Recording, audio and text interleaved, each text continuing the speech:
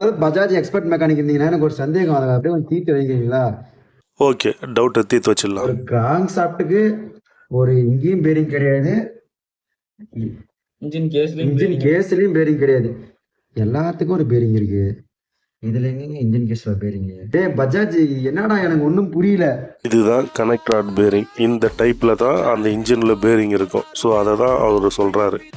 ஓகேங்களா? இந்த பேரிங்கை கனெக்ட் ராட்டில் மாட்டிட்டு அதை எடுத்து கிராங்க் ஷாஃப்டில் போட்டு மாட்டி டைட் வச்சிடறாங்க. அடுத்தது பாருங்கள், இந்த கிராங்க் ஷாஃப்டை வந்து இன்ஜின் பிளாக்ல உட்கார வைக்கிறாங்க. அந்த பிளாக்லேயும் இதே போல் பேரிங் தான் அதில் வச்சுருக்காங்க. இந்த பேரிங்கோட பேர் ஷெல் பேரிங்னுவாங்க. அதாவது கிராங்க் ஷாஃப்ட் மெயின் பேரிங் சொல்லுவாங்க, ஷெல் பேரிங் தான் சொல்லுவாங்க.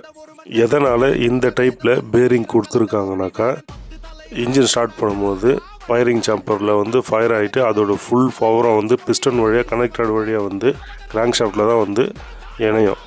அந்த பவரை தாங்கிறதுக்காக தான் இந்த டைப்பில் பேரிங் கொடுத்துருக்காங்க. இதுவே ஒரு பால் பேரிங் கொடுத்துருந்தா பால் பேரிங்கால் அந்தளவுக்கு தாங்குமான்னு தெரியாது. அப்படி தாங்கி மிஸ் ஆகி அதை உடையிற போல் சான்ஸ் ஏற்பட்டால் அதில் இருக்கிற பாலுங்க கீழே கொட்டி மற்ற கீருங்களையும் உடையிறதுக்கு சான்சஸ் இருக்குது. அது மட்டும் இல்லாமல் இன்ஜின் கேஸையே வந்து கிராக் பண்ணுறதுக்கு சான்சஸ் இருக்குது.